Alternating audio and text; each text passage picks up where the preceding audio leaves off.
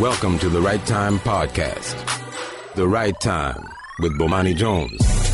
Welcome to the Right Time with Bomani Jones on ESPN Radio, the ESPN app, and SiriusXM Channel 80. My name is Clinton Yates, kiddos. ESPN Radio is presented by Progressive Insurance, and all guests are on the Shell Pennzoil Performance Line. Hit me up on the 1-800-Flowers.com Twitter feed, at Clinton Yates, at ESPN Radio. I happen to be in the District of Columbia. You know what's just a couple miles up the road? That would be Baltimore, Maryland, where the Baltimore Ravens play in the NFL. They've broken camp just like everybody else, and they're back. And there's talk of our favorite non-NFL player potentially joining that roster. Colin Kaepernick may find his way to the purple and black, if you will.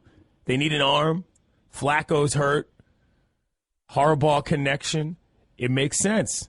We're not going to deep dive necessarily right now into whether or not he should be in the league, because we do that every single day of the week here on ESPN Radio, which is fine. Later in the program, we're going to talk to writer and journalism professor at Morehouse College, David Dennis Jr., about that very topic.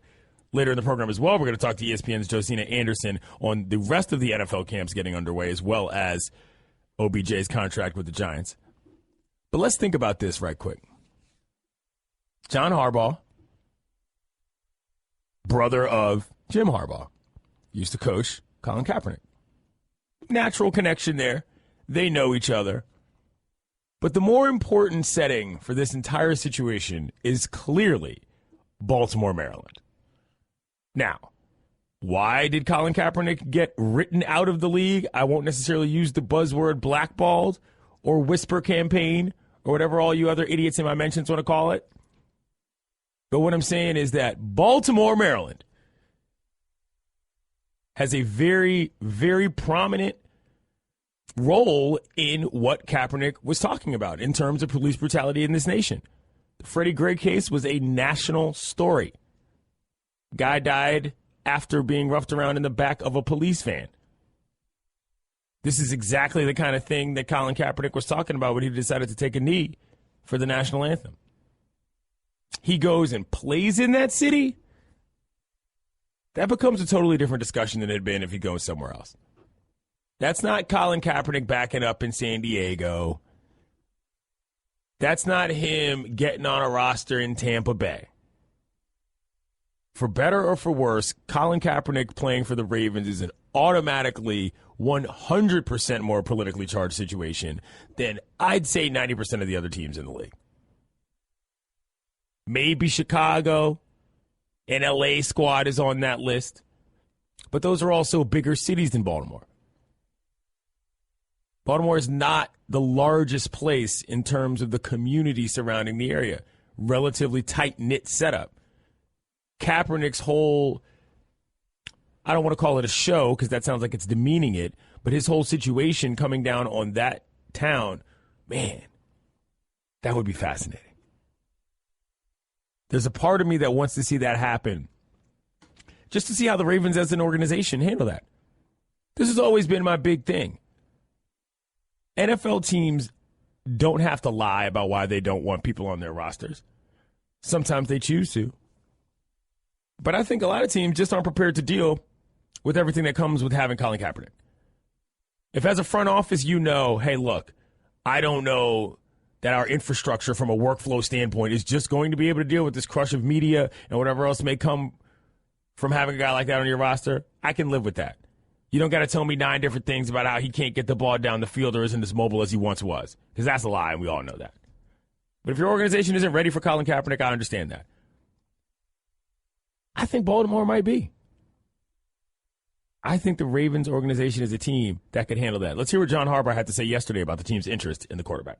He's a really good football player, and I think, I believe he's a really good person. It all depends on a lot of things. It depends on Colin, first of all, what he wants to do. What's his passion? What's his priority?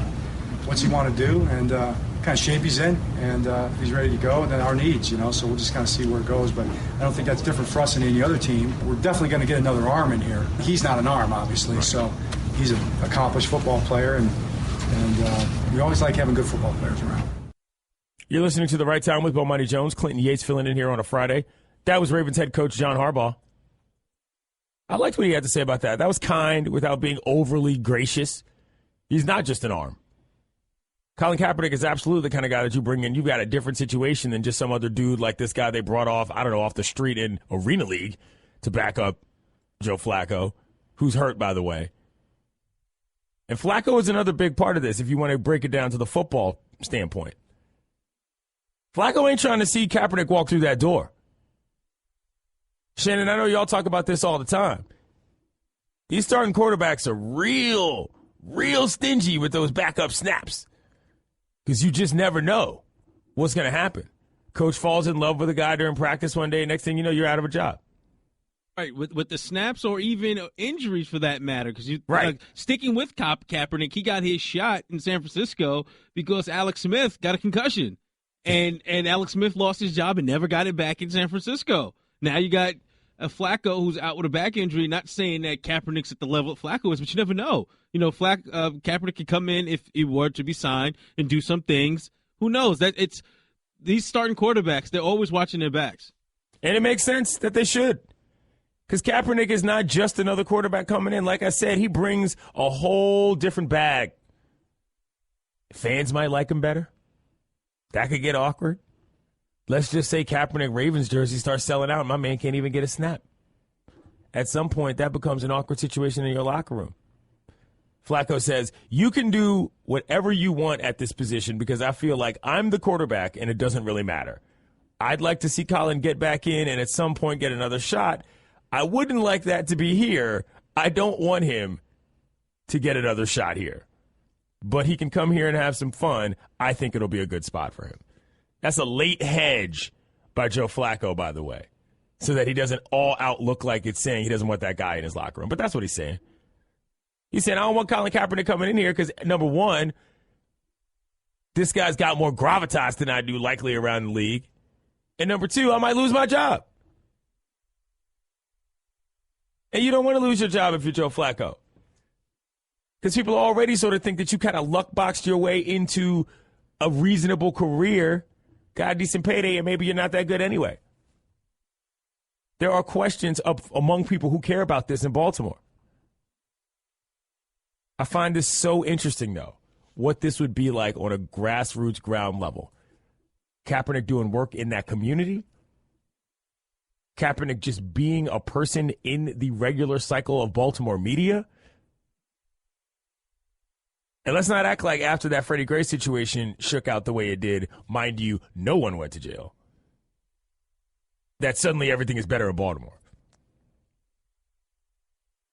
Right there on the ground in BMO would be plenty things for anyone, really, to talk about on a regular basis. Whether or not Colin's going to be that guy or not, we don't know. But, man, that's a different setting than any other place in the league. That would really, really be fascinating. From everything outside of the football, I love this idea. I'm actively rooting for Colin Kaepernick to go to the Ravens right now. I just talked myself into that. Because before, I was of the belief that he wasn't going to ever get back in the league, and I don't think that was going to bother me anymore that much. But if he comes back to the Ravens, that's a story I'll watch week to week. A little tension between him and Wacko Flacco. I'm here for that. I just don't know. I never thought Harbaugh would be the one. But he's a heck of a guy. He's got his head screwed on straight, and he's the kind of dude that's not going to back down from a challenge. This is what the Harbaugh brothers do. I think it would be a good look for the Kaepernicks and for the Harbaughs and the Ravens, for that matter, to pick him up. Okay, Baltimore, you're back about good graces on a Friday. Coming up, the league, as in the NFL, is backing out of its research partnership with the National Institutes of Health. Is that a bad look for Roger Goodell and the Shield? They're leaving $15 million on the table to study concussions, and we all know what that means. I'm Clinton Yates, filling in for Bomani Jones on The Right Time on ESPN Radio. The Right Time with Bomani Jones. Clinton Yates filling in here on a Friday. ESPN Radio is presented by Progressive Insurance. You want to hit me up on the 100flowers.com Twitter feed. At Clinton Yates, at ESPN Radio. Right now it's time for Straight Talk, brought to you by Straight Talk Wireless. Best phones, best networks, no contracts. The NFL has itself in a bit of a pickle from an optics standpoint right now. Outside the Lines is reporting that the NFL and the NIH are breaking their deal to study brain injuries, something that 5 years ago the NFL donated $30 million to. If you don't remember this, basically what happened is that Roger Goodell, in trying to sort of be forward-thinking about what the league was doing regarding brain injuries, decided that he wanted to actually get down with some real-deal scientists, put some money where their mouths were, and study what's going on. Now, things went a little bit awry when, as it turned out, the people that they selected, the scientists specifically that they selected to head these studies, well, it was a guy that had been critical of the league before. And the NFL was like, whoa. We didn't spend a whole bunch of money just to have somebody tell us that our league is dangerous. And they've been at a bit of a stalemate ever since, and now they are going to end their agreement with $15 million left on the table. Which doesn't sound like much. That's not a super sexy headline. League and doctors decide to stop researching. But think about that in the context of what the other headline we saw in the NFL was this week, which was the report that came out in which over, I want to say about 200 players, their brains were studied for CTE. And of the 112 that were in the NFL, I believe it was 111 that had it. Shannon, you can check those numbers for me, but I think that's right. Now, at the time, I said to myself, I don't know why anybody is ever surprised when we hear that the numbers for brain injury long-term are so high among NFL football players. I just don't. I mean, to me, if you're actively watching the NFL on a regular basis, you have accepted this as fact, even if it is not scientifically proven. You're pretty much under the impression that anybody you're watching on a field on any given Sunday might not necessarily have the best life after they get out of the league.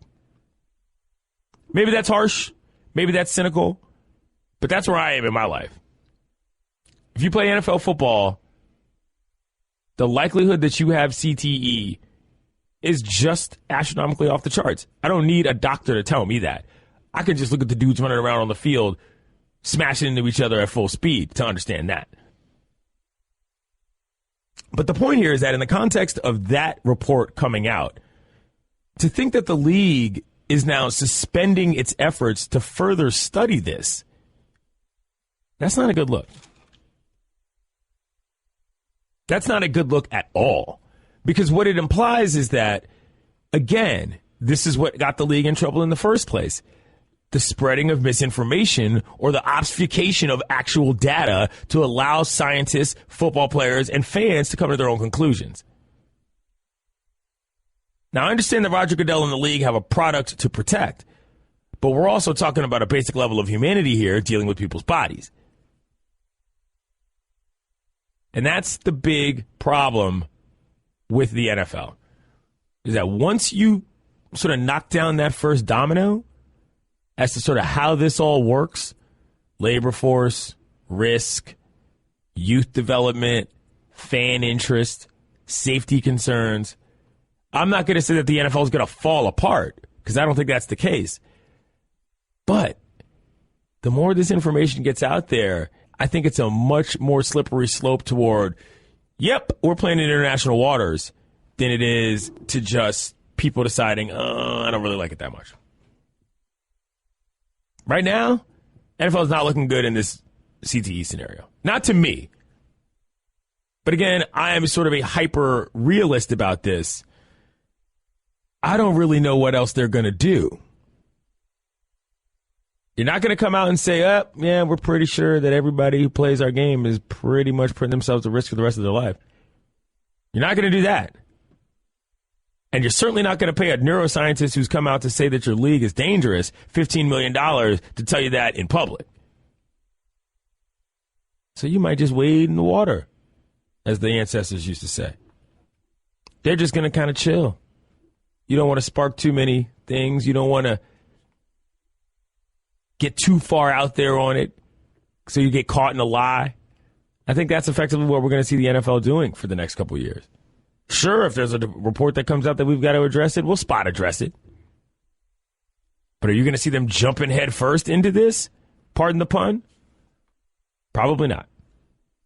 You're listening to The Right Time with Bomani Jones. I'm Clinton Yates, filling in on a Friday. I'm actually pretty stunned about this news, though, Shannon, because on the surface, I mean, what's another $15 million in research money to the NFL? Now, I'm not belittling the cost of that from a medical research standpoint. I don't work in that field. I never have. I don't know how much or little that goes toward the actual ability to fund things that matter. I'm presuming a fair amount because $15 million is still $15 million. $16 million, excuse me. But at the same time, why would you pull that money out and risk the PR hit from the NFL? Unless you got something to hide. Right. You would think that the league would want to equip its teams and its players with all the information possible so that they can make the smartest decisions for themselves, right? And for the team. But the league's looking out for itself a little bit here. It's kind of playing both sides here where it's like, yeah, we want to do what's best for the players, but at the same time, you know, we gotta maintain this league as well. So it's kind of a tricky place here if you think about it when it comes to the league. It's like, yeah, the league wants to they want to thrive and flourish, but at the same time, you got to equip the players with the proper information. Yeah, and this looks shady. Yeah, nah, you know what? That little study we had, we good. Let me go ahead, holler back at me with them $14 million. I'll keep that, Playboy. You can go ahead and you can figure out that brain stuff on your own. Let me get that back. Run it back. I mean, what? Why would you enter into a deal like that in the first place if you were going to plan on taking back money? I don't know what Roger Goodell's thinking. Let's hear what the homie Dominique Foxworth had to say last night on Izzy in Spain about his decision to play football and how that relates to his son. Obviously, given the life that I have now, it's not something I would go back and change, but I am not suffering from any very serious symptoms now. So 20, 30 years from now or 10 years from now, frankly, I don't know that I can say the same thing because I've never quite felt the depths that people like Mike Webster or Junior Seau has felt. So while I sit here now very happy with the decisions that I've made with my career, I'm not sure that I would do it again if I was given the same choice with the information that I have. And that's a scary thought. And I have 3 kids, 2 girls, 1 boy who's 4. And I get a lot of pushback for this, but I wouldn't let my son play. I just don't see the reason. It's not worth the risk. He can learn all the things about teamwork and hard work. He can learn those playing soccer or basketball. And hopefully he can do something better than play football. He can use his brain, not to bang into other people, though. First class Foxworth with a hot take right there. I'll take from the league, but I'm not letting my kid in it. I'm just messing around. Everybody knows I love Dominique Foxworth. You can listen to us Sunday mornings, 9 a.m. to noon with Mina Kimes. It's called The Morning Roast on ESPN Radio. But, I'm with him. That makes complete sense. He already made the money. Why would you have your kid playing football? This makes complete sense to me. I know there's a lot of people that think that's traitorous on some levels, and a lot of people who probably take it much further than that, who think it is somehow like offensive to the notion of the game that one played and would not let their own son play. You people are idiots. Football is going to be one of those things, unfortunately, that is going to start dividing the country in a completely different way. Think about the people who box. Think about what you associated with now versus what it was associated with like 50 years ago. Now, in very many ways, it's considered a desperation sport, if you will, in larger swaths of the community. Some guy's not going to Dartmouth and then starting a boxing career. That's not happening. I think football eventually, and I don't mean tomorrow, 5 years or even 10 years, but that's where they're going.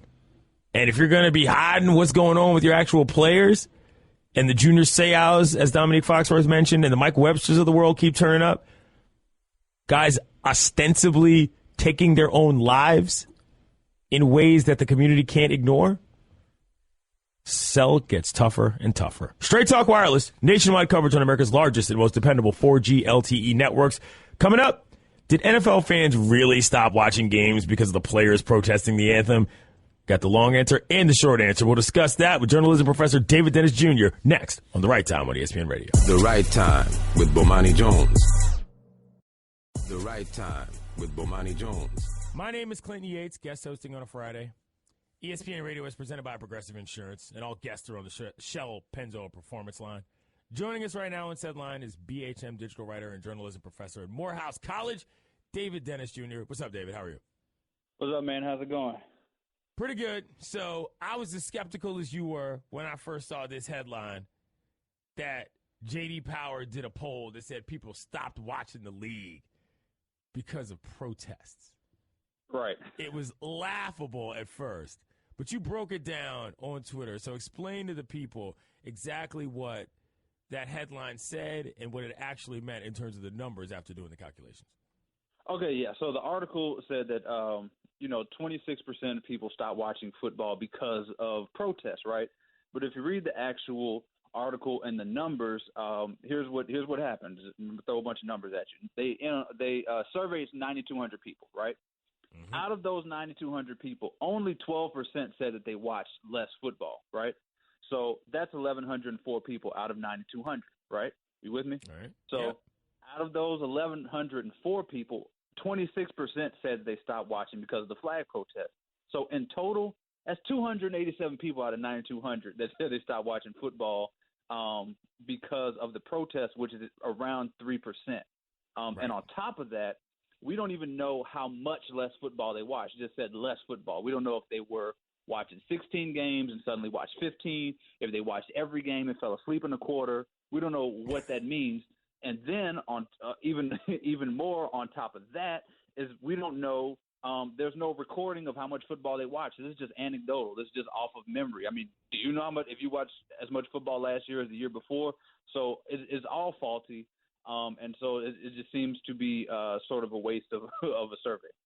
Are you offended by this as a football fan, as a scholar, or both? Yeah, both. And a journalist. I'm offended on three different ways that this came out to make it seem as though people are not watching because of protests, most of which you don't even see the national anthem during the games. So, what I'm looking for is for, a group of people who said at the beginning, as soon as Kaepernick took the knee the first time, they said, look, I'm not watching any more football. And then at the end of the season, they said, I did not watch any football because of this. Like, if you can show me that, then we can have a conversation. But until I see that, I don't believe that the protest had any impact on viewership. In fact, he had the highest selling jersey.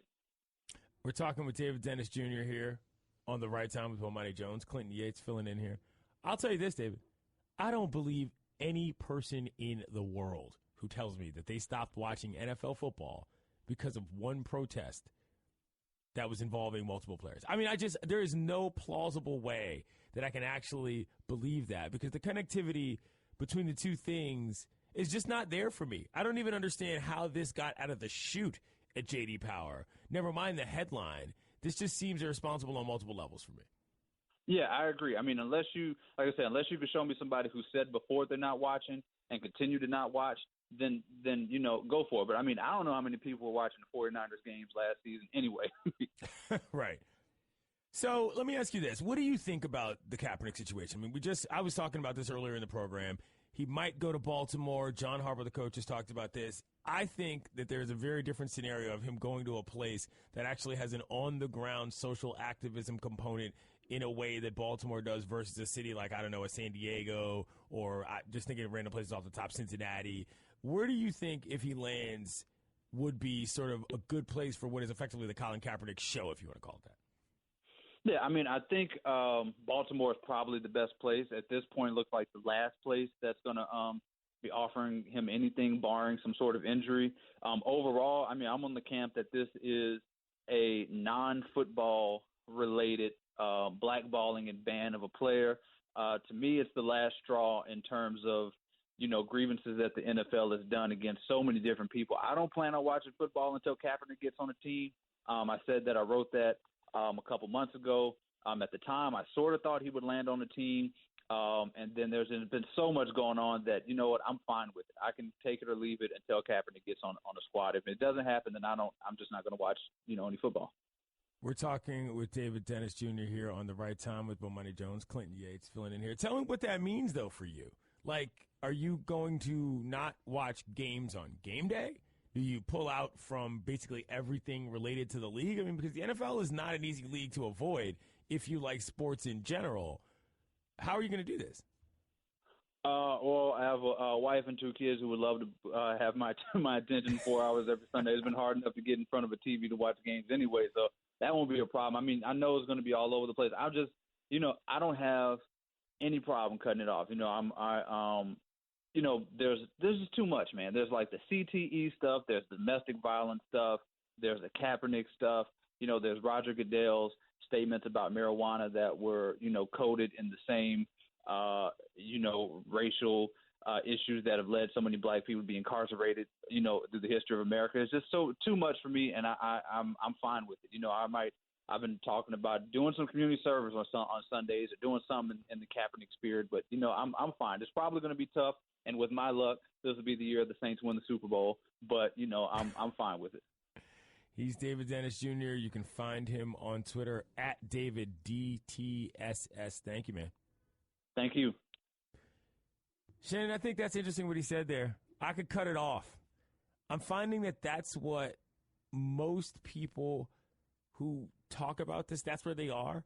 It's like, if I'm going to dump football, it's not that I'm going to watch less games, or I'm only going to watch the 1 o'clocks and not the 4 o'clocks. Or I'm going to cut Thursday night football out of my life. I think for most people, it's like, if I'm going to stop watching football, I'm simply going to have to throw this whole thing out of the window because I can't deal with it.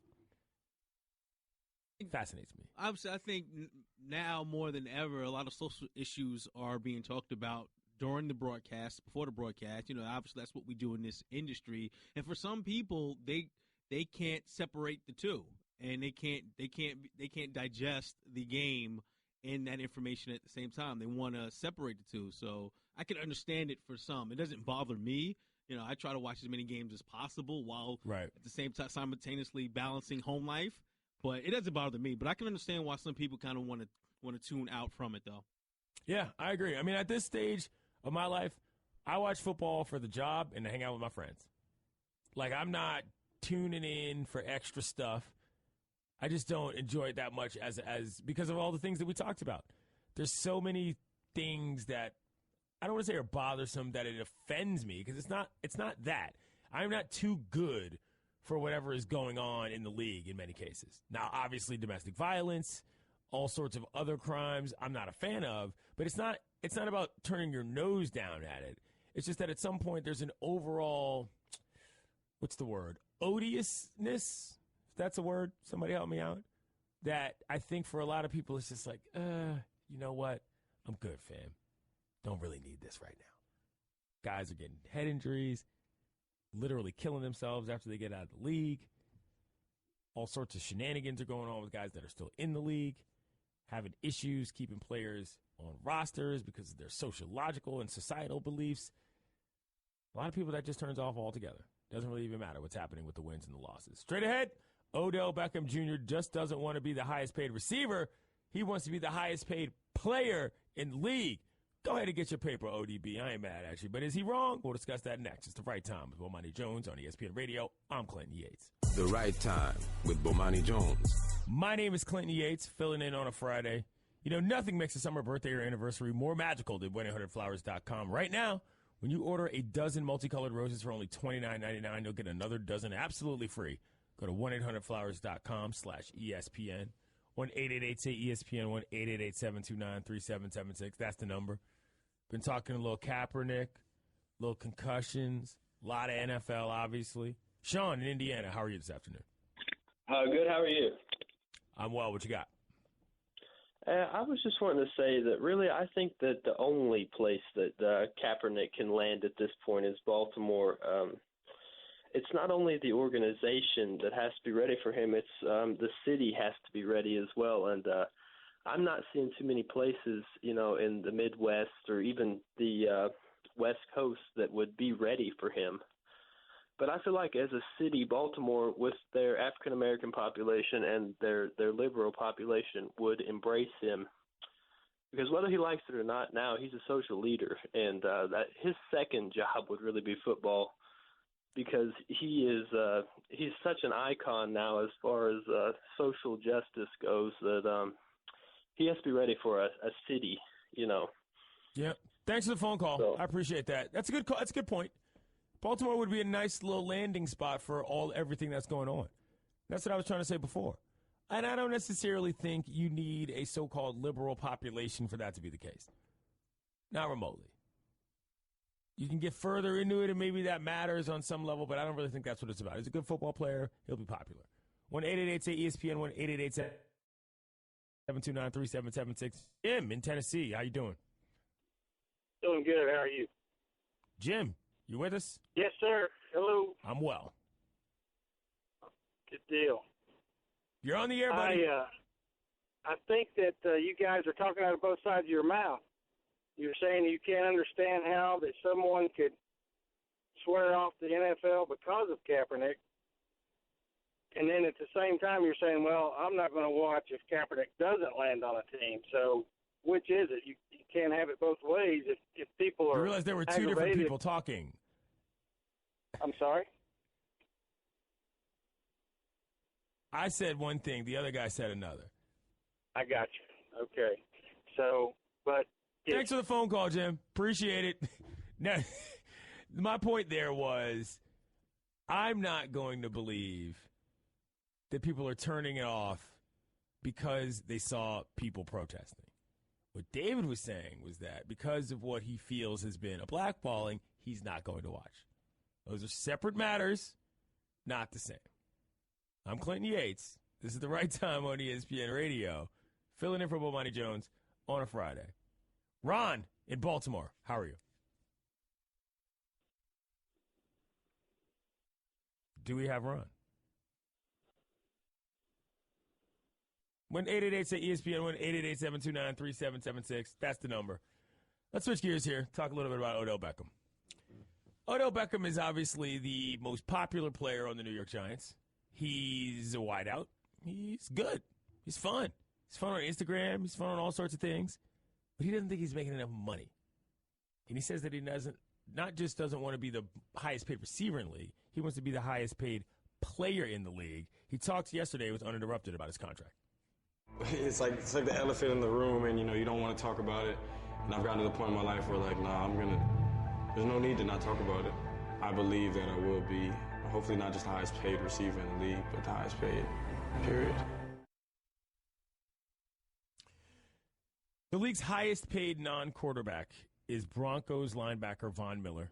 He's got a 6-year deal, $114.5 million. And Antonio Brown makes the most money for receivers. He plays for the Steelers. He's making $17 million. Look, I don't really know why Beckham felt the need to sort of bring this up this way. I mean, I know that he's been, sort of dealing with this contract situation, but he later went on to say, which to me has become the new sort of dog whistle, maybe not dog whistle, that's probably the wrong word, but haterade whistle, Shannon, which is, oh, you see what the NBA guys are getting paid. We should be getting paid more. And it's like, well, yeah, but it's not one for one. Now, if you want to get into a discussion within the NFL as to whether or not they're getting a big enough piece of the pie, sure. But at the same time, NBA players could be getting a lot bigger piece of the pie too. Smaller workforce. They are more specialized by design and simply by numbers. So, by definition, superstar NBA players are going to be making more than superstar NFL players simply because of the distribution of the bodies. It's that simple. So, I don't know, every time I hear a football player sort of like bring up the NBA, whether or not it's actually sort of, whether or not that's a really fair argument or not. Because to me, it sort of sounds like, well, they ballers. We ballers. Why should they be more rich than us? That's not really how it works. Football's dangerous. There's an argument there should be some sort of a higher premium, maybe, because you're risking your life. But that's also the reason why it doesn't work that way. Because there's always going to be some dude, or at least for the next 20 to 30 years, who's willing to jump in that position and risk his brain and his health in order to get that paycheck. It's unfortunate. But that's the life you chose. All guests appear on the Shell Penzo Performance Line. Straight ahead. Do Kyrie Irving and the Cavs just have to be locked in a room together until they work things out? By the way, that never works. case you're wondering. We'll discuss that next. I'm Clinton Yates. It's The Right Time with Bomani Jones on ESPN Radio. Thanks for listening to the Right Time podcast. Please come back Monday for more. And don't forget to listen to The Right Time with Bomani Jones from 4 p.m. to 7 Eastern on ESPN Radio and the ESPN app. Okay, Kevin, for the grand prize of $1 million, what color is the White House? I know this. 5 seconds. Oh, switching to Geico could save you a bunch of money on car insurance? Okay. Judges? That's true, Kevin. They'll allow it. Congratulations. You're a winner. Woo! Geico, because saving 15% or more on car insurance is always a great answer. Welcome to the Right Time podcast. The Right Time with Bomani Jones. I'm Clinton Yates. Bad guys back, filling in on a Friday. ESPN Radio is presented by Progressive Insurance. You can hit me up on the WoodyHunterFlowers.com Twitter feed, at Clinton Yates, at ESPN Radio. We'll be joined later by ESPN's Josina Anderson on the Shell Penzo Performance Line. That's coming up in a half an hour. We're going to talk a little hoops now. Kyrie Irving is pulling a move that we've all pulled in our lives. Where sometimes you just don't want to talk to somebody, so you just turn off your phone and you just go chill and do whatever you want to do. You don't tell them you're going to do that. And you certainly don't indicate anything before that. But Kyrie Irving, because of the fact that he requested a trade, has now decided that he's going full non-communicado with the Cavs front office, which for a grown man is an incredibly petty move. But also what makes the NBA great. I mean, how frustrated do you got to be if you work in the Cavs front office and homeboy ain't even answering the phone? I mean, what level did you go to? Do you DM slide at that point? Maybe go to the Instagram DMs? The secret layer of DMs that people don't talk about? You fire off an email, hey, Kyrie, where you been, bruh? Kind of want to talk about that old trade you requested. You're getting back auto replies, out of office replies. I want a boat. Leave me alone. You try to text. He hits you back with the couple letters, and the 3 dots are just up there in perpetuity. You're like, dag, wonder what he's going to say. It's supposed to be a long text. Where's my man at? Kyrie is just icing him out. For reasons I'm not really sure that I even understand. He just says he wants to go. Which leads to a whole other question about LeBron and what's actually happening with that team. And whether or not this is going to affect LeBron's legacy down the line. If for whatever reason the narrative gets shifted to LeBron being a guy that other stars didn't want to play with. That's a different discussion entirely that we can get into later. I don't actually believe that to be true. But I do believe that the potential for that is out there because people like to take things way too far, But Kyrie, man, this is so fascinating to me. The cold ice out. Let's hear what Pablo Torre had to say on First Take about where he thinks Kyrie wants to play. I got a phone call. And the voice on the other end of that phone call is a trustworthy person, and he was saying to me that Kyrie Irving very badly wants to be a New York Knick. Kyrie Irving wants to come home. And so Carmelo Anthony in this scenario is kind of like the ghost of Christmas future. This is what your life could be. Don't be me. Help Carmelo Anthony prevent you from becoming Carmelo Anthony.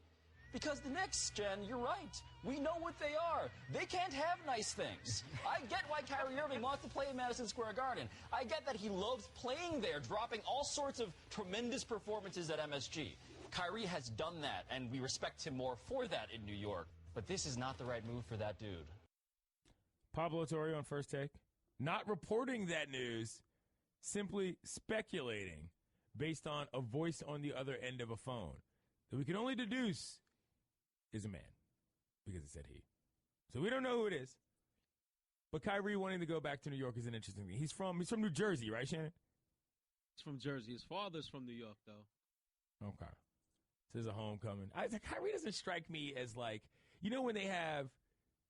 you think New York point guard, Maybe in his game a little bit, but in terms of his grit, I don't think the old school guys you would see, the Telfairs of the world, all those guys that played in the Big East for so many seasons that maybe didn't necessarily make it to the pros, but embodied that type of player at the college level. Kyrie doesn't strike me as that kind of guy.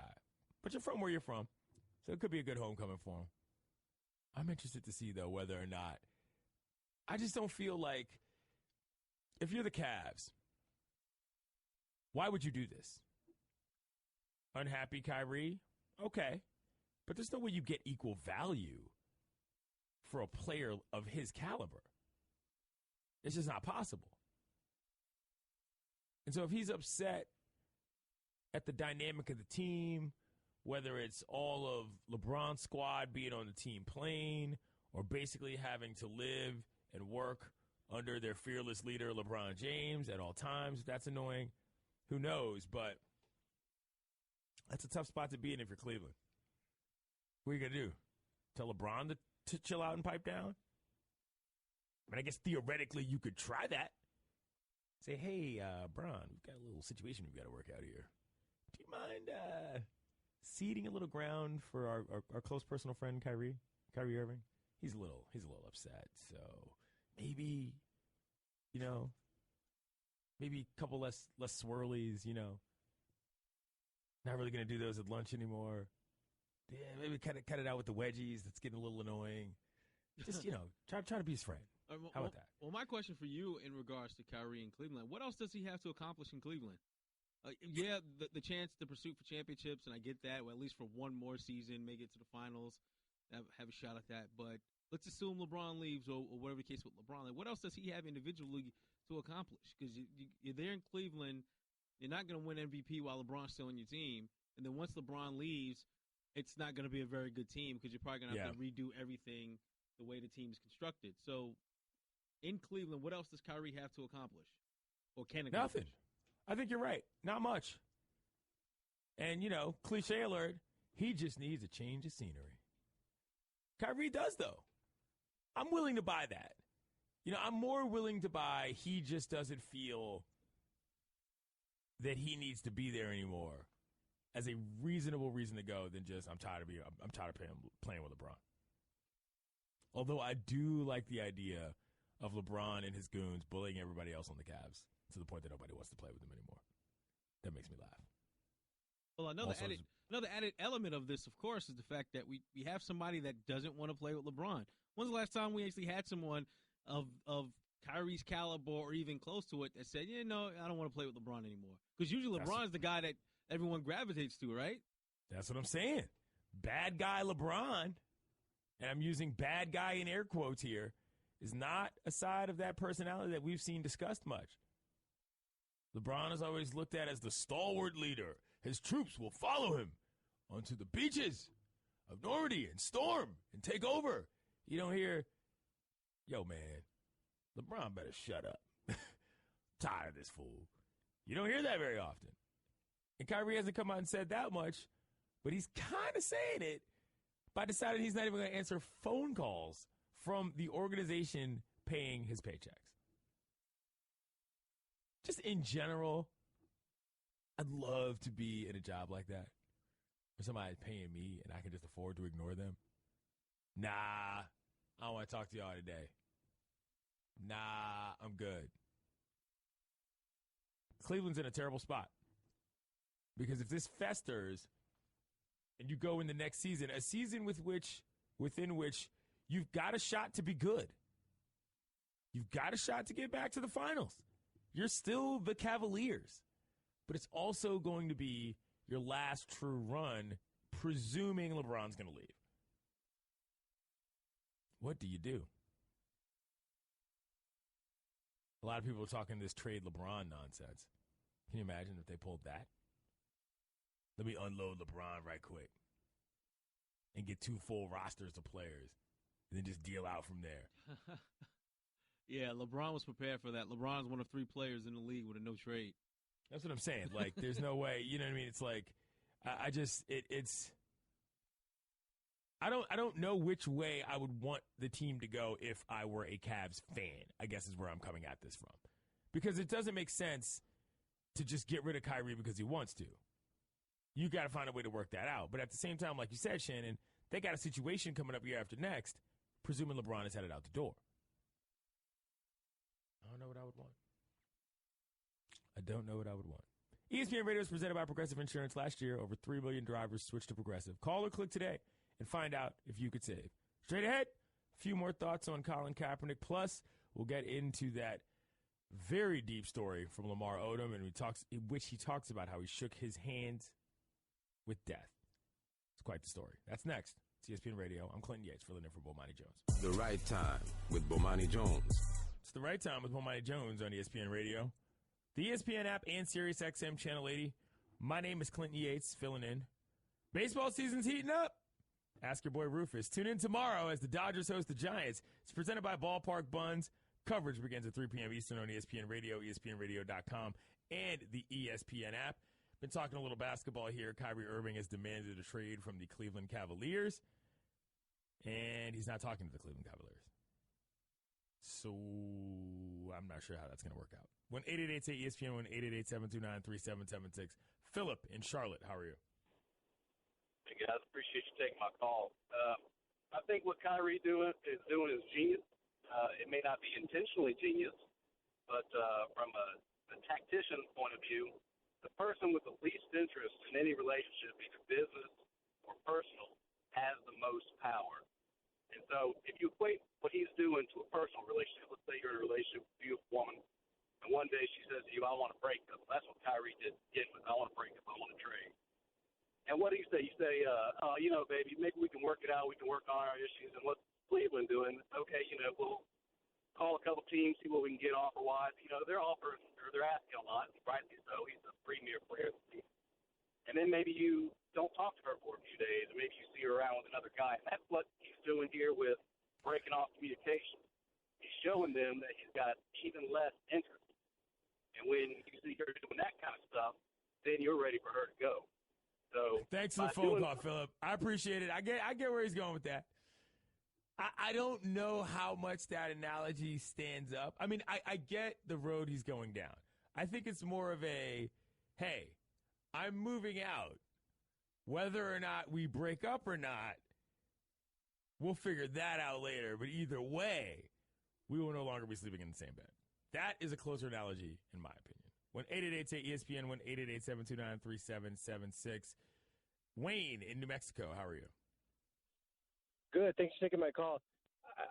It's kind of weird that people are kind of scrutinizing Kyrie Irving the way he's kind of acting, but nobody really ever questions LeBron as far as his character and what he's done to kind of exacerbate the issue by kind of berating him and saying that he's like his father figure and kind of talking down to him when he was sometimes on the sidelines with him. You guys remember if this was anyone else in any place of work and someone was berating you the way LeBron kind of did to Kyrie Irving, you would tell that person to stand up to that person and stand up for yourself. So I think it's kind of weird that I guess because of his success within and his abilities, he's kind of given a pass as far as his character, and nobody really questions his way of handling the situation because they just assume that everybody's supposed to get along with LeBron because LeBron's the best. In reality, LeBron kind of probably made this an issue the way he kind of treated Kyrie Irving. Kyrie's kind of an alpha male as well, and he didn't like being kind of spoken down to, and I think he's just kind of taking the high road as far as getting moved. But I think people are scrutinizing him too much, and they could be looking at LeBron, what he did as well, to kind of make this issue bigger than it has been. Thanks for the phone call. I don't agree with that, but I understand where he's going. I don't think it's a right-wrong thing. I don't think LeBron's got to be some sort of a bad guy for Kyrie to not want to be there. I know I was using that term last segment, but that was sort of facetiously in terms of the narratives people paint. But sometimes people just get tired of getting along. You can just have plain personality disagreements that doesn't involve somebody necessarily being wrong, if you will. Guy was tired of him. That happens. This is not unheard of. I don't necessarily think that I'm going to start jumping on LeBron as some sort of bad influence in a locker room. I think people might just get tired of him. And that's fine. That makes complete sense if you're a person who just wants to do something different. That's why we're human beings. Free will and all. 1-888-ESPN, 1-888-729-3776. Clinton Yates filling in for Bomani Jones on the right time. Ciotis. Pardon me. Matt in Arizona. I'm good. What you guys thought about Kyrie going to the Western Conference and if that would be good for his career and maybe help make a better case that he's a better player than he's getting credit for having played next to LeBron James all these years. Do you want him to come to Phoenix, Matt? I'm a Denver fan. I want him to go to Denver.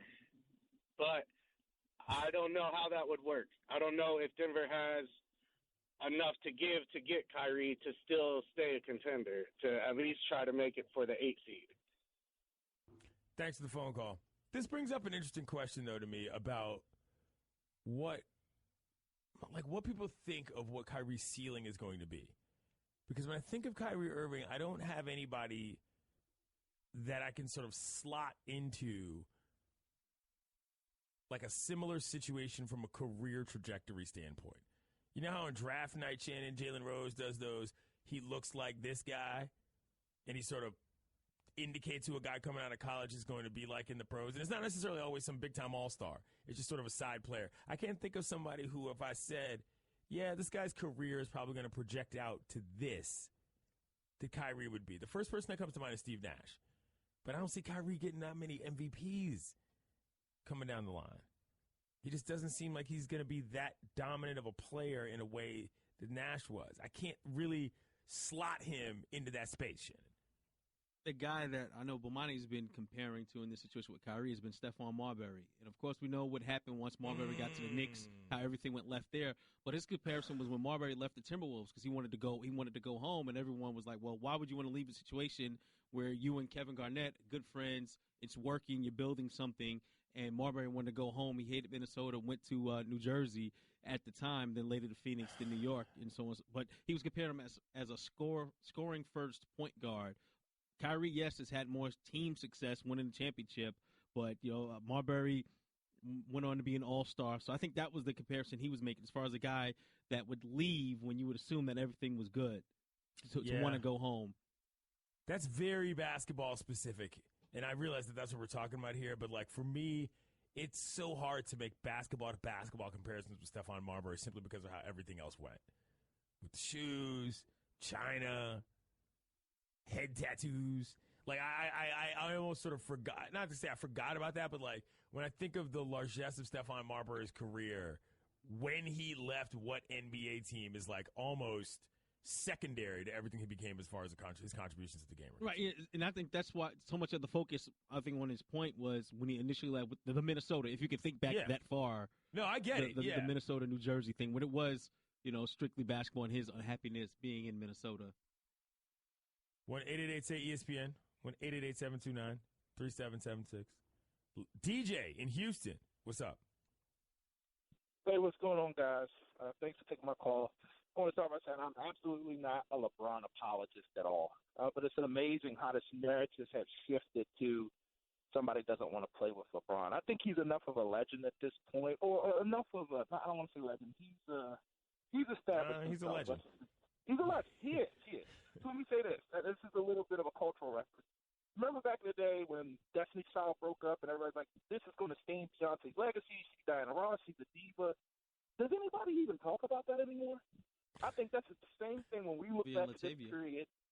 Yeah, well, I mean, you look at LeBron. I think we're going to say the same thing when we look back at this period, right? So you're saying Kyrie is Kelly Rowland? I think, I don't even think Kyrie is Kelly Rowland, really.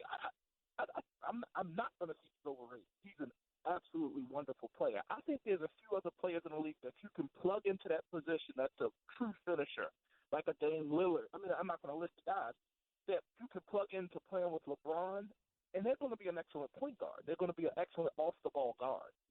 I think Derrick Rose can plug in that position if he stays healthy, obviously. So the narrative of not wanting to play with LeBron and all that, I think it's kind of crazy. And I understand that all the guys have egos. They deserve to. Kyrie deserves to have an ego. But when you step back and look at the bigger picture, the whole narrative is almost a little bit irritating to hear, this guy doesn't want to play with LeBron. Well, who do you think you really are? Thanks for the phone call, DJ. I appreciate it. Yeah, I don't think that's fair to Kyrie. I think Kyrie's better than that. I mean, he basically called my man Kelly Rowland. Let's play the little game of radio math bingo here, Shannon. If Kelly Rowland is Kyrie Irving, and Kelly Rowland made a song with Nelly, remember that joint? Do you remember what basketball player played Kelly Rowland's boyfriend in that video? Larry Hughes? Bingo, bango. Straight ahead, Odell Beckham Jr. wants to be the highest paid player in the league. We'll discuss that with ESPN's Josina Anderson. Next, I'm Clinton Yates, filling in for Bomani. It's The Right Time on ESPN Radio. The Right Time with Bomani Jones. The Right Time with Bomani Jones. Welcome back to The Right Time with Bomani Jones on ESPN Radio, the ESPN app, and Sirius XM Channel 80. My name is Clinton Yates, filling in here on a Friday. ESPN Radio is presented by Progressive Insurance. And all guests join us on the Shell Pennzoil Performance Line. Joining us on said line right now is ESPN's Josina Anderson. She is at the New York Football Giants camp right now. Josina, let me ask you off the top, not just your thoughts about what OBJ said, but I would like to know, relative to all of the other stories and storylines that are going on around that camp, what percentage of the airspace is being taken up by OBJ? 110. Okay. and I mean, listen, rightly so. He's the one that generates the headlines. He's the one that commands the attention, creates the attention, draws the attention to himself. So it is definitely understandable. I mean, as for what I think about him going on uninterrupted and saying, I want to be the highest paid, wide receiver in the NFL. Well, look, let him shoot his shot. I want a black card. I want, to be able to shop at Neiman Marcus all the time. We should all declare in our life the things that we dream for. So I'm never going to, down a person for wanting the best and maximizing their value, which even as people in our industry, I totally understand that. I think the question is, one, how are the Giants reacting to it? And two, how realistic it is. And about 2 hours after practice today, Clinton, Giants owner John Mara came out and started talking to the media and basically said that, look, regardless of what he said, which you kind of laughed off the whole highest paid thing, he said he deserves to be paid. He's going to get paid, and it's going to happen sooner rather than later. I even asked him directly if any of the headlines that Odell has created around himself is reason for a delay in talks because they haven't even started. And he said, nope, top wide receiver deserves to be paid, and he will be rewarded. And then to the other part of that, whether it's realistic, I mean, right now you got quarterback Derek Carr setting the market for highest average per year on new money, which is Derek, Carr at $25 million a year. The highest paid wide receiver, so at Odell's position, is $17 million. So if he's asking to be paid the highest in the NFL, that would be at $8 to $9 million more than Antonio Brown. Julio Jones has the highest guarantee at $47 million, so that might be a marker that Odell would be looking at. And Andrew Luck has the highest overall guarantee at $87. So when I was talking to some people from the Giants organization today, Clinton, they were saying, I'm like, all right, is this realistic? Like, are we going to be holding out for this stuff? And he's right. I think, Josina, you're basically answering your own question. So I think it's realistic that he will go over AB. I don't think it's realistic that he will eclipse the quarterback market. We're talking with ESPN's Josina Anderson here on the Shell Pennzoil Performance Line. Clinton Yates filling in for Bomani Jones on the Right Time. Outside of the owner and I guess the press, presumably you talked to a couple players about how this is sort of taking over things. Is there any concern amongst guys in the locker room that from a football standpoint, I don't want to use the cliche distraction, but going into camp, they might need to be a little bit more focused on football than just wondering about what kind of money ODB is making?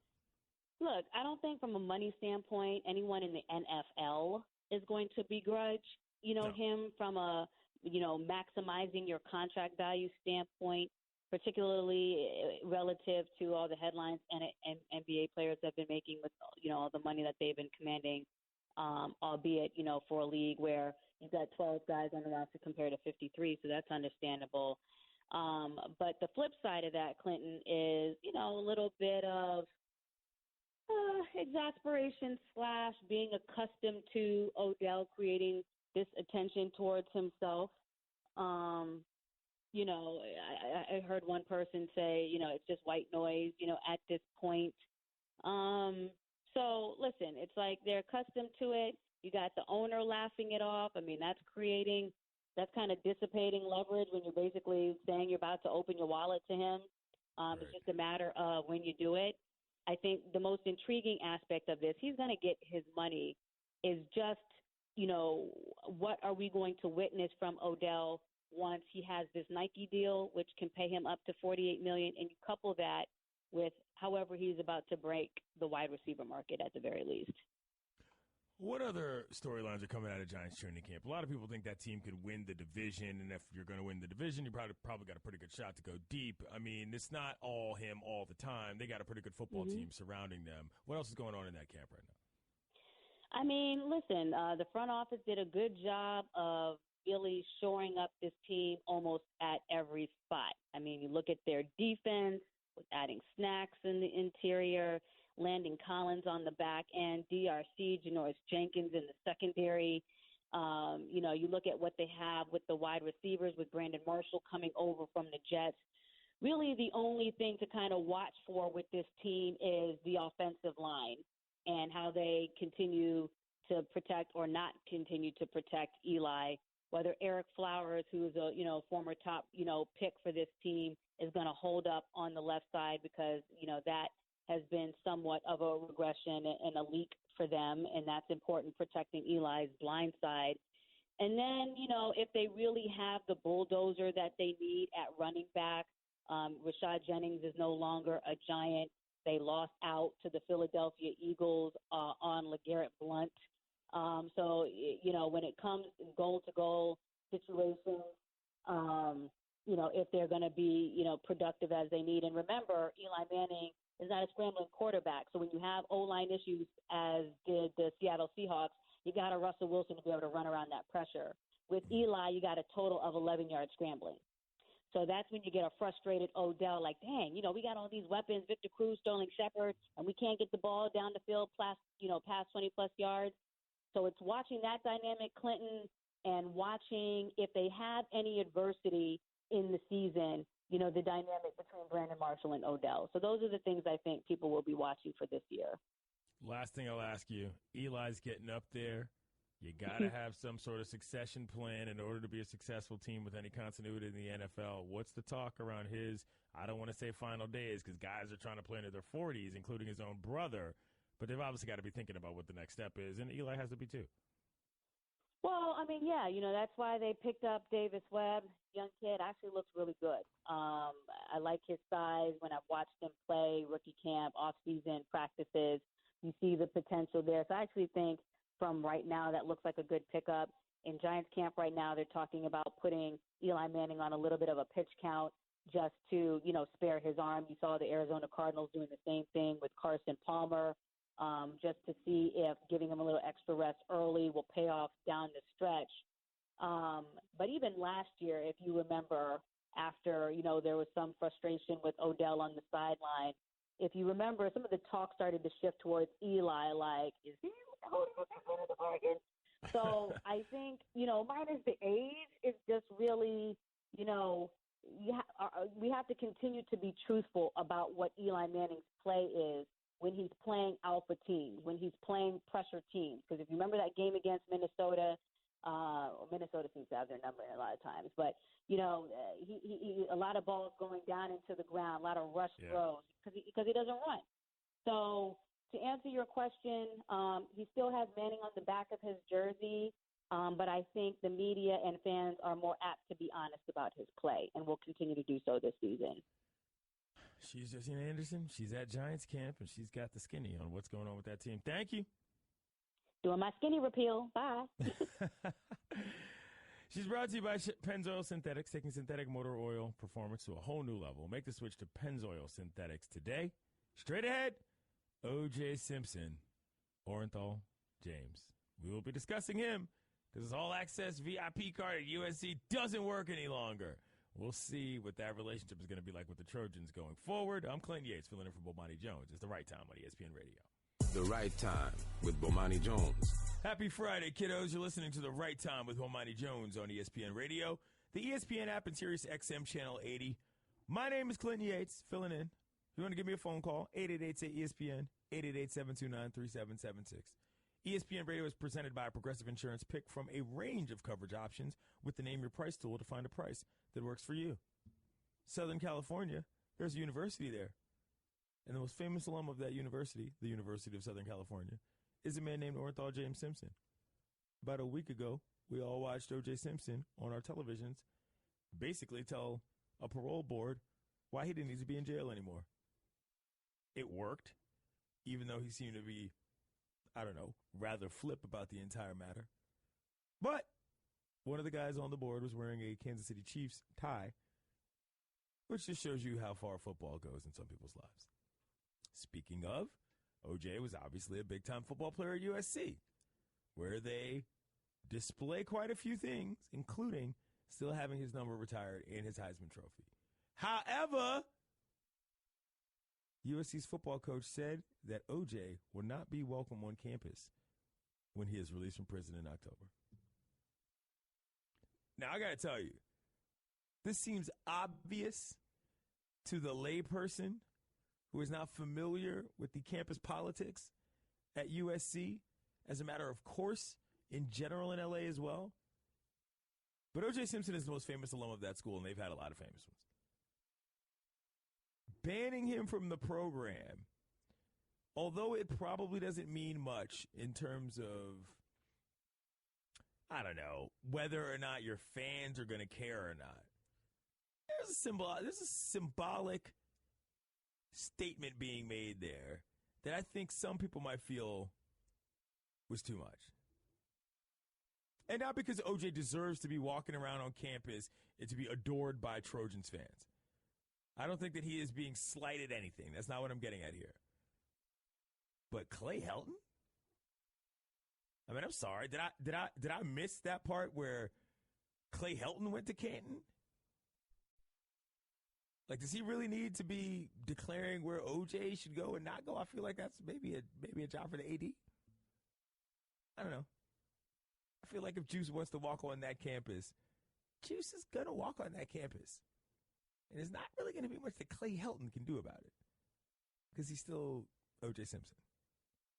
And the truth is that I'll bet there's a lot of USC Trojan football fans who are actually really big O.J. Simpson fans, which is awkward, Shannon. I was unaware, and I don't know. I don't understand understand the dynamics of the USC thing, but I didn't think that going back to USC was on the top of O.J. Simpson's priority list. Like, I didn't think that once he got out, like, one of the first things they had to do is go check out the yard. I didn't think that was there. There's a relatively industry industry of alum returns and being around the program. Let's not forget that when Pete Carroll was there, this is sort of how he sold the program being what it was. Famous people dropping through all the time.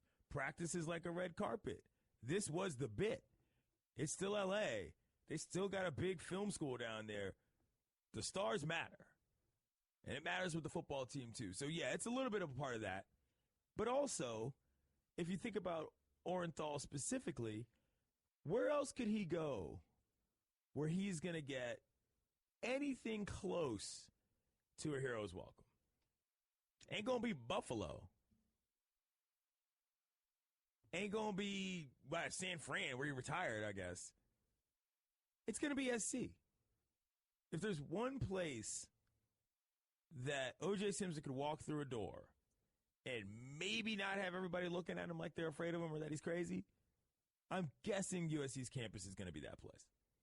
Most likely. I mean, Al Callings has a building named after him on that campus, for God's sakes.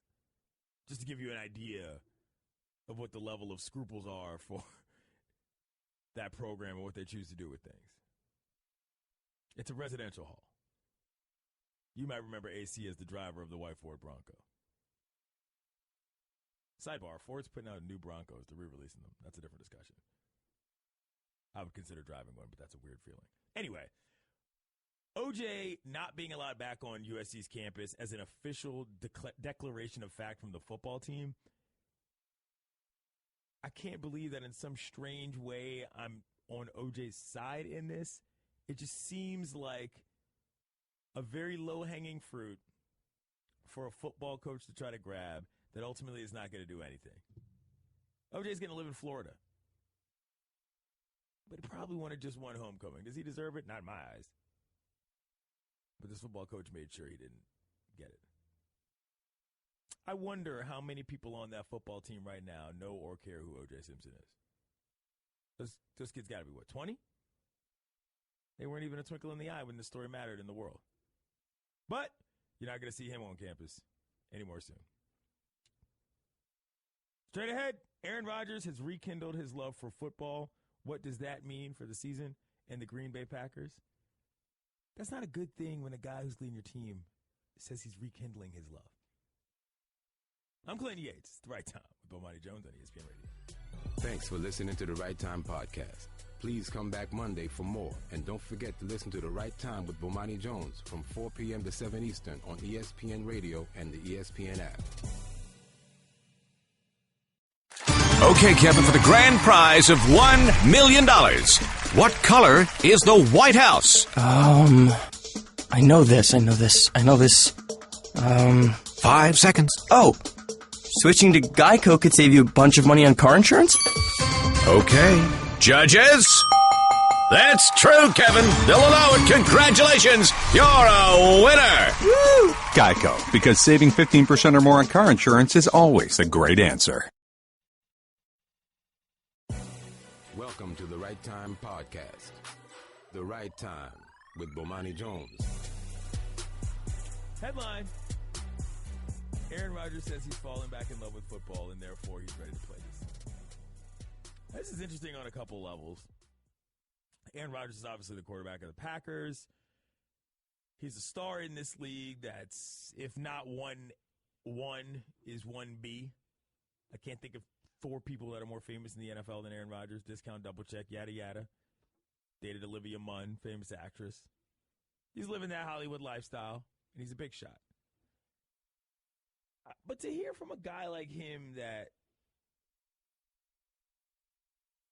he's regained interest in football is such a sort of fascinating thing to me, because for the modern star in the NFL, the notion that you are obsessed with the playing of the game is so secondary now. Like when you think about who these older players were, and you think about, if we're going way back, you just throw out names like Dick Butkus and Mike Singletary and all these kind of guys. Their obsession, presumably with the game, was such a large part of their personality. But now, it's not that bad to admit that you're kind of just doing it for the money. Dominic Foxworth is my co-host on The Morning Roast with Mina Kimes. Sunday mornings, 9 a.m. to noon, ESPN Radio. Talks about this all the time. He says it was a hard part for him in the latter part of his career to realize that he was doing it to get the check. And strictly for that. Because the love of the game went away. But he now says, Rodgers now says he's sort of restructuring his life in order to be able to play into his 40s. But then at the same time, you got guys like Ben Roethlisberger that are like, yo, I might just have to stop playing. I'm not trying to have my brains turn to mush by the time I'm 50 so I can't play with my kids. We discussed this earlier in the show. The NFL has decided they no longer want to partner with the NIH to fund their concussion research and brain injury work. They're pulling out $16 million rather of funding for that after they figured out that the guy who was going to be running it was a guy that didn't necessarily like the league. So that's awkward. Number 2, there's that report that came out that basically said pretty much everyone who plays NFL football is affected by CTE by the time they die. That didn't help. And I just wonder where the larger narrative is going to shift in the next 5 to 10 years, not just from guys like me sitting or standing behind microphones talking about what we think, but from people that are legitimately active in the game. What's my man's name, Shannon, who just retired for the Ravens? Walked away the day after that report came out. He was obviously a math whiz. He's going back to Harvard or maybe to MIT, I think. And we've seen a lot of guys retire. I believe the San Francisco 49ers got hit randomly with a bunch of guys. I think they had 2 guys retire and another guy. But my point is that it's really fascinating to see these bigger time players sort of openly discuss what their futures are in terms of the game without it being, I'm going to play as long as I can until they drag the jersey off the field. Drag me in my jersey off the field. Right. The gentleman you referred to was John Urschel from the Yes. Ravens, and I think he is gonna. I think he's gonna go to MIT. I think that's what the plan is because he is a math whiz. But I think today's athletes, though, I think they have, in addition to having more access and information, I think they're more honest about their interests outside of just the sport and the profession that they play. The fact that we could be. We don't have to be obsessed. We can still love the game. We still play the game. It's our job. We're still devoted to it. But at the same time, we have other interests outside of just the game where we're the football player second. In the past, you were a professional athlete first, and that's what you were known for, and you had to be identified of that. And now, for some, that's being that professional athlete can be second, and that's fine. And I got to be honest, I'm happy to hear Benjamin talk like this. Full disclosure, I've known Ben for a long time. I went to Miami of Ohio. I covered him there. He's the reason why I'm in this business. Wrote about that guy for a couple of years. People were like, oh, I know you. That dude plays there. I was like, yes, correct. Thank you. So I've known him for a while. And he's always been a guy that took a lot of hits. He's always been a dude that you thought, ooh, I don't really know if he's going to get up from that or if he should get up from that. So to see a guy like him whose identity was very much caught up in being the tough guy, take a realistic look at what his future is. To me, that's progression. It's not always going to be, oh, can we make a helmet that's safer? Oh, can we find ways to make sure that all our baseline testing is correct or fund enough research in order to make people understand the truth? Yeah, that's going to be part of it. But there's a larger psychological thing at play where if football players are simply allowed or feel that they are allowed within themselves to talk about that kind of stuff, I think we're all in a better position for it.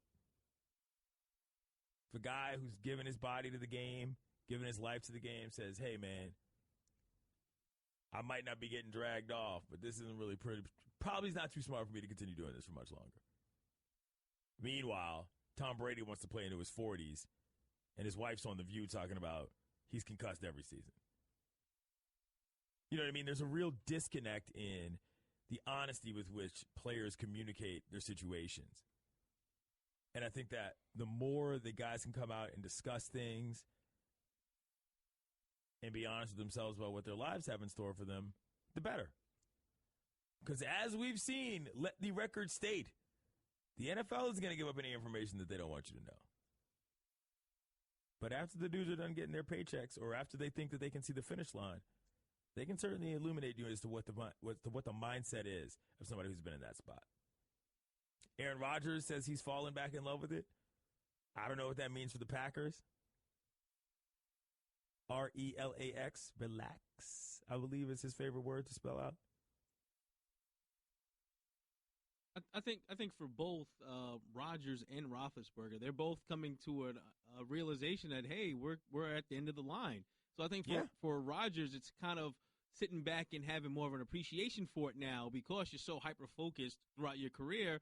And now that, he's been in the league since 2005, Roethlisberger since 2004, you step back and start appreciating the little things, going to camp and spending that time because you see guys leave and guys get cut, guys get hurt and can't play anymore, and you sit back and just like, hey, I was able to be a quarterback in this league, and then not too many guys had the chance to do that. So I think that perspective stage in their careers, I think both guys are. And that's good. I don't like seeing guys get dragged off the field. I don't like seeing dudes that are hobbling around on one leg. It was nice to see Peyton Manning go out at the top because he managed to get a Greek defense so good that they could just, weekend at Bernie's him out there into the huddle, and he managed to win the whole daggone thing. But ultimately, I don't love seeing that. And I like it when guys make good decisions for their futures. It's just real difficult when it seems that some people feel so much more empowered to talk about it than others. That John Urschel story was shocking to me. If only because it was literally the day after my man just said, nah, I'm out. Not even going to one practice. I'm going to the front office, and I'm telling him I'm retiring, and I'm done with this instantly. The order of operations was shocking there, not what he actually did. But I think it's a reasonable crossroad period at this point for the NFL. If studies are coming out basically saying that everybody is doomed to one fate, and the NFL is not even willing to put their own money up for studies to do this on their own, you're going to have to go somewhere for the truth. And if that truth is the guys who actually played the game, and they feel empowered enough to do that, well, then we all win. Coming up, my man LeVar Ball is back in the news. The Baldashians will reign forever supreme. But actually, this time it's not good news. I'm Clint Yates, filling in for Bomani Jones on ESPN Radio. The Right Time with Bomani Jones. LeVar Ball is back in the news, and he's wilding.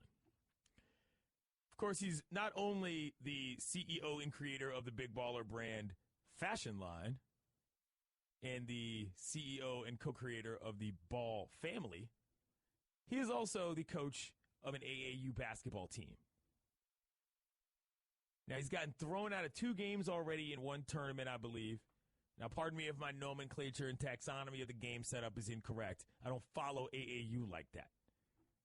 But I've been watching these games on Facebook Live. I've been watching these games on ESPNU. I got high school kids all over my television these days, which is fine by me. I don't mind that. But to me, well, let me break down the situation that happened. For the second time in a week, LeVar Ball threatened to pull his team off of the court after getting a foul.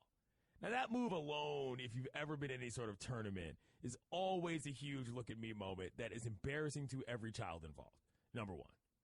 He pulled him off the court last week, somehow managed to convince Adidas, who was running the thing, that he had gotten falsely teched over something, yada, yada, yada. He's got a real big issue with one particular referee who happens to be a woman.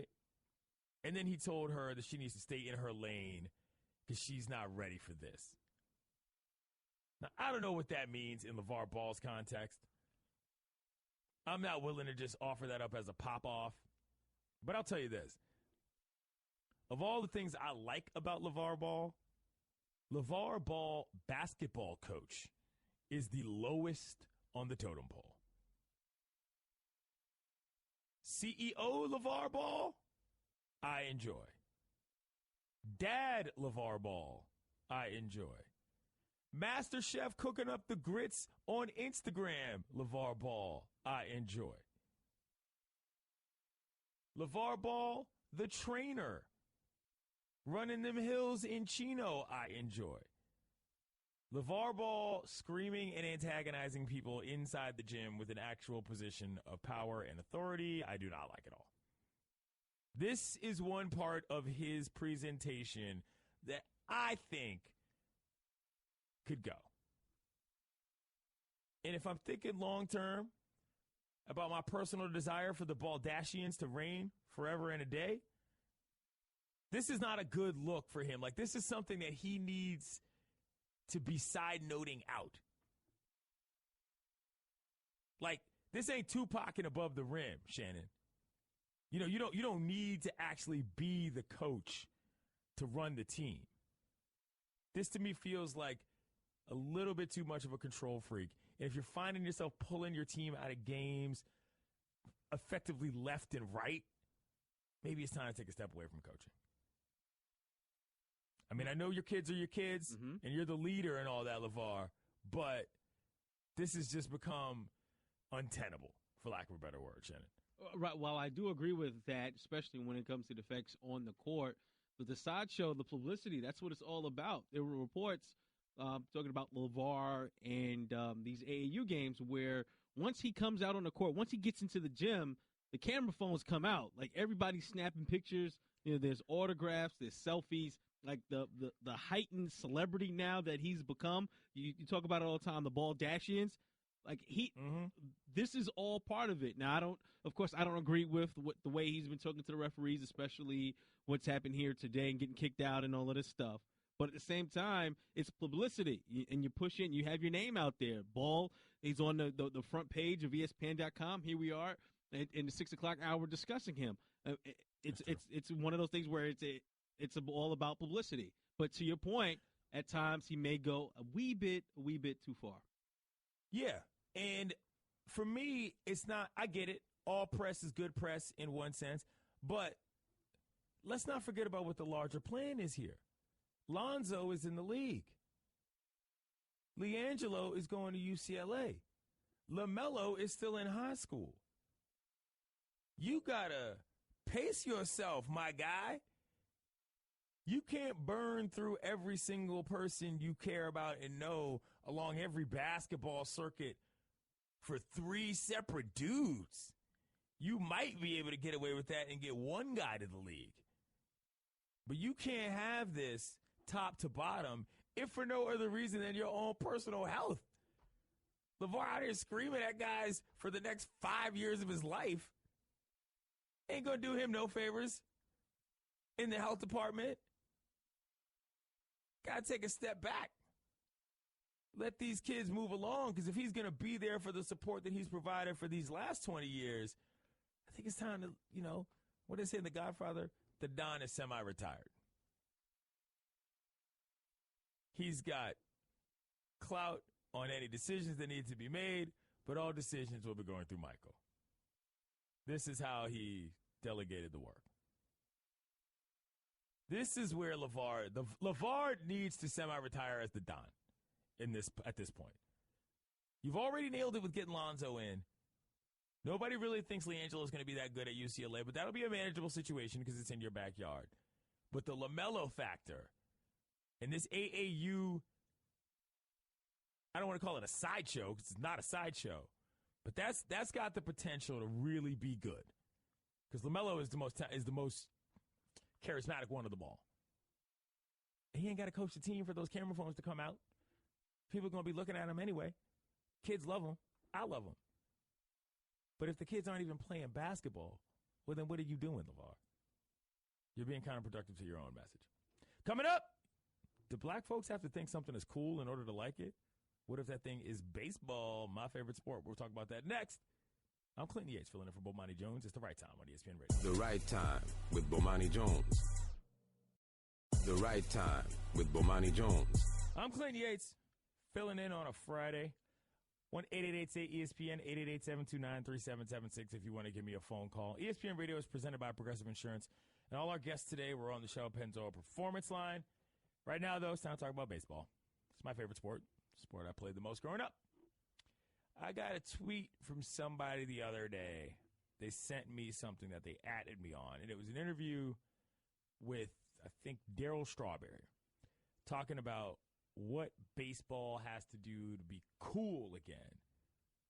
And it was directly, here it is, African-American MLB legends explain what made baseball cool and what needs to happen to connect the game with modern black youths. Never mind the fact that tweet sounds like it was written by a 75-year-old man. The Utes. The two Utes. Anyway, and it was a fine interview. It was Darryl talking about whatever he thought the case may be. But the major premise of that tweet bothers me.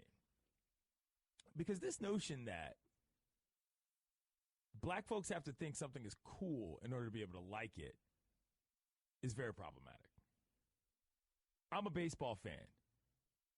I'm not just a Major League Baseball fan. I'm a fan of the sport. I like the sound of the crack of the bat and watching dudes throw it across the diamond and the field. At Little League, high school, minor league levels as well, and college. The sport itself is excellent to me. It's complex, it's long, and it's rewarding. The merit of the game itself is why I enjoy it. But this shortcut notion that so many people think is the issue in terms of why black folks aren't as interested in the game is wrong on two levels. The first level is that the barriers fundamentally and structurally that have been put against people in certain neighborhoods from being able to access the game are real as a mug anyway. Like, I'm not going to get into a whole breakdown of redlining and how sort of neighborhoods being broken up and where people are allowed to live affects the concept in terms of residency rules and Little League and all that. You can do that on your own and look up Jackie Robinson West and what happened there. They were beating the brakes off of people, and some dude dropped a dime on him because he didn't like how bad he was getting beat. And it turned out that a bunch of kids that were trying to play the game for the right reasons, just because they happen to live in the wrong places, ended up getting the championship taken away. That ain't got nothing to do with what's cool and what's not, because that's not cool. But that's one of the things that at the lowest level, yeah, you're going to prevent kids from playing. They're just going to move on to something else. There's also the whole issue that there's only 11.5 scholarships to be doled out at the college level per baseball team. So there is an accessibility to athletics and education factor that pushes people in different directions. But thirdly, is that baseball, and I'm talking at the big league level, we've talked about this many times on this show, has a huge problem with the culture of the game in terms of who controls, who's allowed to have fun. You see guys coming in, you watch the World Baseball Classic, guys are flipping bats, guys are celebrating all this. You don't see that in the bigs because the bigs are still run by old white guys who all want everything to be the way the game is supposed to be played, which is fine. It is very anti-cool in itself. But my personal belief as a fan of baseball is that you got to get people to start liking the actual game. The fundamentals. You got to explain to people why a strike him out, throw him out is a fun play. And I realize I sound like the oldest man alive talking about this. But that's ultimately what baseball's issue is going to be. If people don't enjoy the actual game, the gimmicks aren't going to matter anyway. And it's a slow burn. It takes a long time to really understand every single thing you see on a baseball field, and they still even say that every time you come to the ballpark, you're probably going to see something you've never seen before. I spent 3 hours watching a baseball game yesterday where a pigeon was on the field the entire time. Shout out to my man Rufus. And that wasn't even the craziest thing I saw, because the Nats hit 5 homers in 1 inning, half inning, which I'd never seen before either. My point is that baseball's problems, popularity-wise, are so multifaceted that when you say something as short-sighted as, oh, well, the black kids are going to start liking it if it's cool again, what do? It's disrespectful to the game, and it's disrespectful to all the people that have been fans for real reasons for a long time. Nothing was ever cool to me about baseball. It was hard work that was boring for a long amount of time. But when you finally achieved something, you felt like you had accomplished it. Shannon, I don't know how much baseball you played growing up, but it wasn't cool to be running around all dirty with your glove in your back pocket or in your butt with your hat on backwards trying to go to the mall. There's nothing ever really that cool about baseball. What was fun was the game. And just being out there all day. Sandlot, right, Shannon? Right, absolutely. I would play in the streets, or I would go to the park and just be out there all day, and turning double plays or making diving catches or whatever the case may be, or the first time you learned how to throw an off-speed pitch. Like, that was me. I was a baseball kid growing up. So to me, baseball was cool. But, outside of that, of course, it didn't have the same lure as, basketball, and you had Michael Jordan and all of that stuff. But for me, baseball was still cool. I mean, it was cool in the sense that you liked it, but it wasn't cool in the sense that you were like, wow. I don't know. It wasn't aspirational. It was achievable. Right. Which is sort of why it's dope.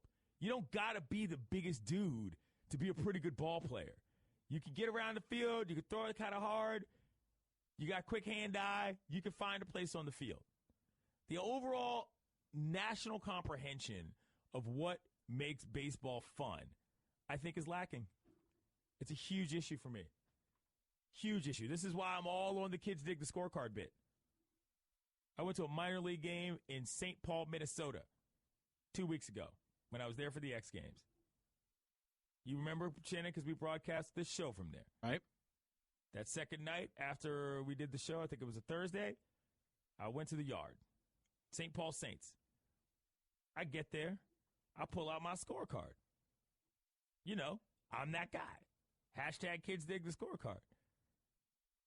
Much to my surprise, family pulls up behind me. 2 kids, husband, wife. They pull out a scorecard.